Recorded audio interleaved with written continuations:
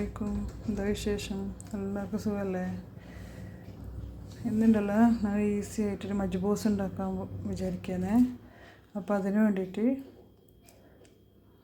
4 ഈ കറുകയില, 10 ഏലക്ക, ഒരു 4-5 പീസ് പട്ട, 10 തന്നെ ഗ്രാമ്പൂ എടുത്ത് വെച്ചിട്ടുണ്ട്.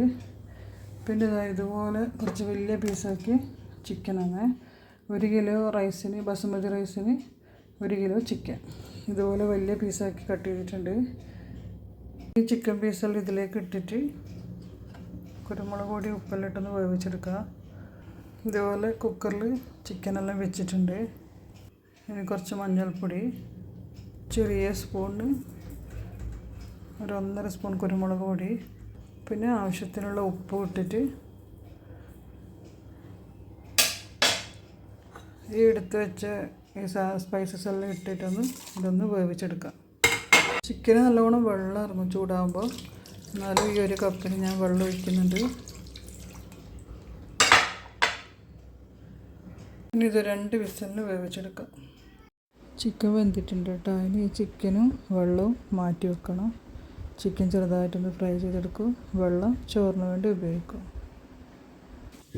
ഇനി ഇതുപോലെ ഒരു കട്ടിയുള്ള പാത്രം അടുപ്പിൽ വെച്ചിട്ട് 1 കിലോ ബസുമതി അരി വെക്കുന്നുണ്ടെങ്കിൽ 1/2 കപ്പ് ഓയിലും 1/2 കപ്പ് നെയ്യും വേണം. ഞാനൊരു കുറച്ച് അരി കുറച്ചിട്ടാണ് വെക്കുന്നത്. അതുകൊണ്ട് കുറച്ച് നെയ്യും കുറച്ച് ഓയിലും ഒഴിക്കുന്നുണ്ട്. 1/2 കപ്പിൽ കുറച്ചിട്ട് ഒഴിക്കുന്ന പറഞ്ഞത്. 5 മീഡിയം സൈസ് ഉള്ളി നേരിയതായി കട്ട് ചെയ്ത് വെച്ചിട്ടുണ്ട്. അത് ഈ ചൂടായ എണ്ണയിലേക്ക് ഇട്ടിട്ട് നന്നായി ഒന്ന് പൊരിച്ചെടുക്കാം.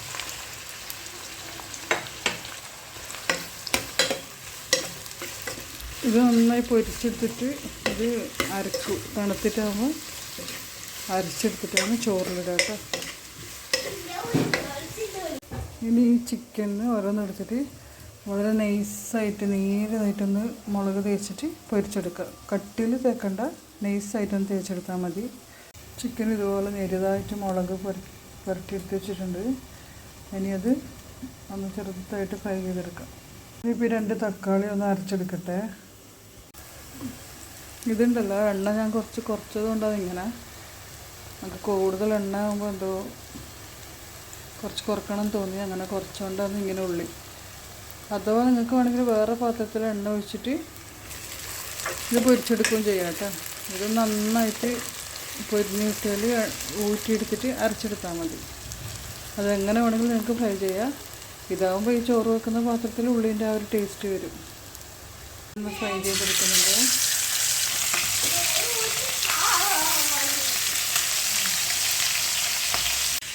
ഇനി ഉള്ളി കോരി മാറ്റിയ പാത്രത്തിൽ ആ എണ്ണയിലേക്ക് തന്നെ ഈ കഴുകി ഊറ്റി വെച്ച അരി 2 മിനിറ്റ് ഒന്ന് വറുത്തെടുക്കുക.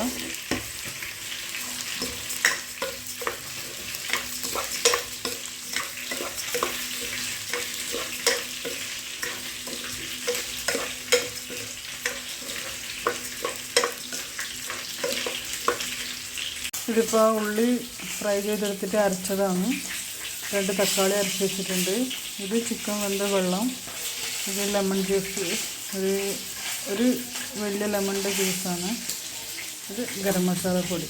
ഇനി ഇതൊക്കെ ഇട്ടിട്ട് വേണം പാകത്തിന് വെള്ളം ഒഴിച്ചിട്ട് ചോറ് വേവിച്ചെടുക്കാൻ.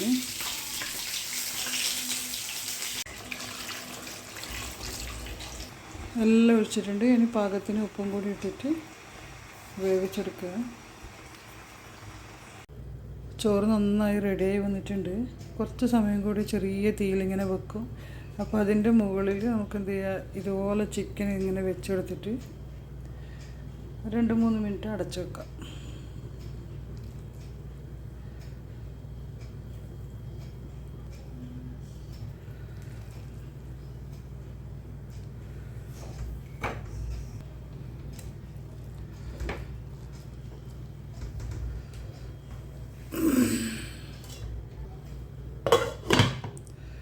ഒരു 3 മിനിറ്റ് ഇതുപോലെ വെച്ചിട്ട് തീ ഓഫ് ചെയ്യുക. Super majboos ready.